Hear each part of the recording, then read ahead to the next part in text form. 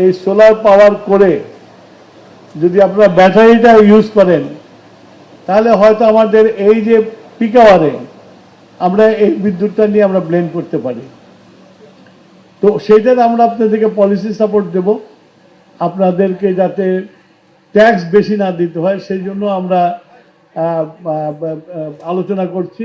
Solar এনার্জিকে এবং wind energy এগুলোর উপরে অগ্রাধিকার দিয়েছেন এবং আমাদের সরকারের এই সেক্টরটা হলো ছাদ সেক্টর।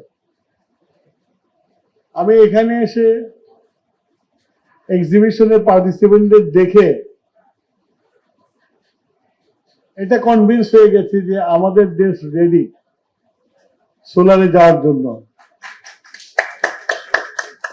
শুধু সমস্যা হলো যে আমাদের পলিসি। প্রধানমন্ত্রী আমাদের নেতৃত্বে একটা কমিটি করে দিয়েছে, যে কমিটি আপনাদেরকে কিভাবে পলিসি সাপোর্ট দিলে আমরা এটাকে খুব দ্রুত ইমপ্লিমেন্টেশন যেতে পারি সেই জন্য আমরা চেষ্টা করছি। আমাদের অলরেডি একটা মিটিং হয়ে গেছে, আমাদের বেসটা ঠিক করে ফেলেছি।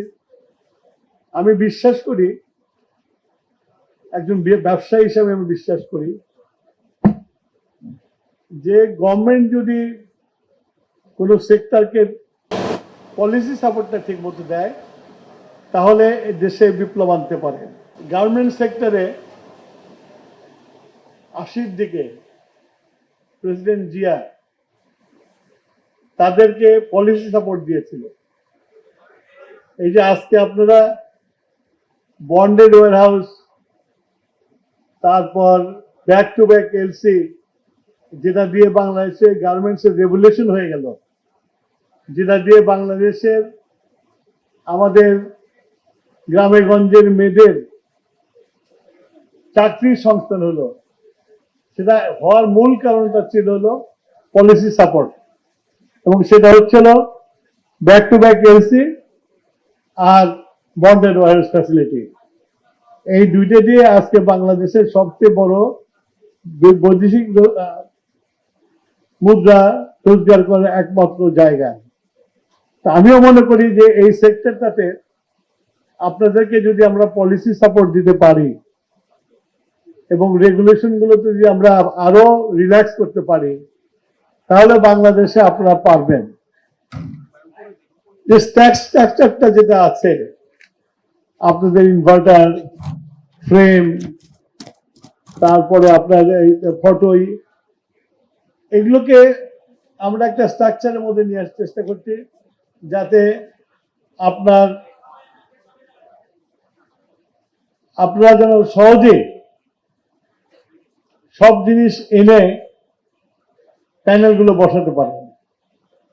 পার্টিকুলারলি এখন আমরা বেশি নজর দিচ্ছি যে আপনার সেভিংসটা লাগবে, ব্যাটারিটা লাগবে। ব্যাটারি না হলে আমাকে 4 ঘন্টা দিনের বেলা বিদ্যুৎ দিলে আমার কোনো লাভ হয় না।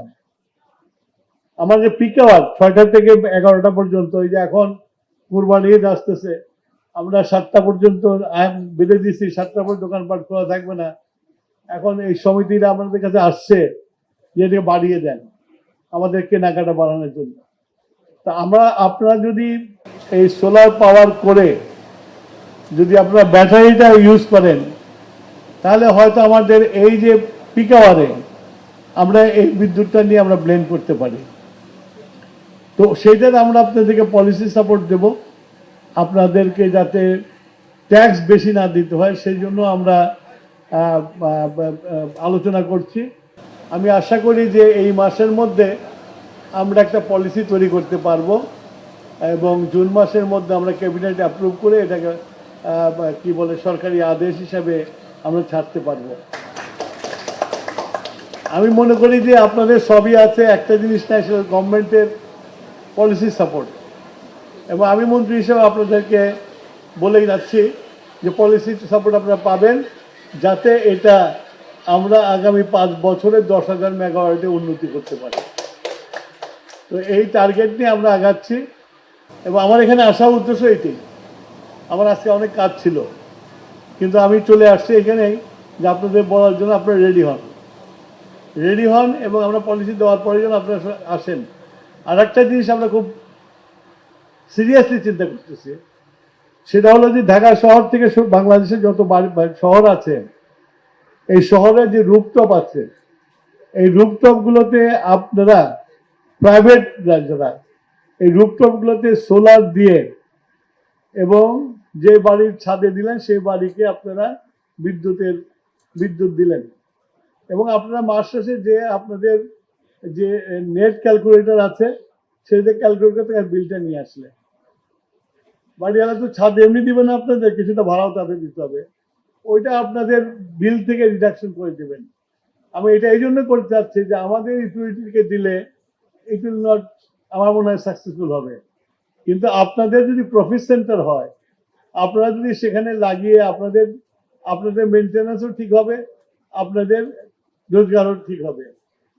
এইসব নানান দিক চিন্তা ভাবনা করছি এবং এগুলো করলে, যেমন ঢাকা শহরে যদি আপনারা যদি প্রত্যেকটা হাউস হোল্ডকে যদি আমরা এই সোলারের আওতায় নিয়ে আসতে পারি এবং প্রাইভেট এন্টারপ্রেনারদের যদি দেই, তাহলে আমি মনে করি যে আমার ঢাকার যে লোডটা আছে অনেক লোড কমে যাবে।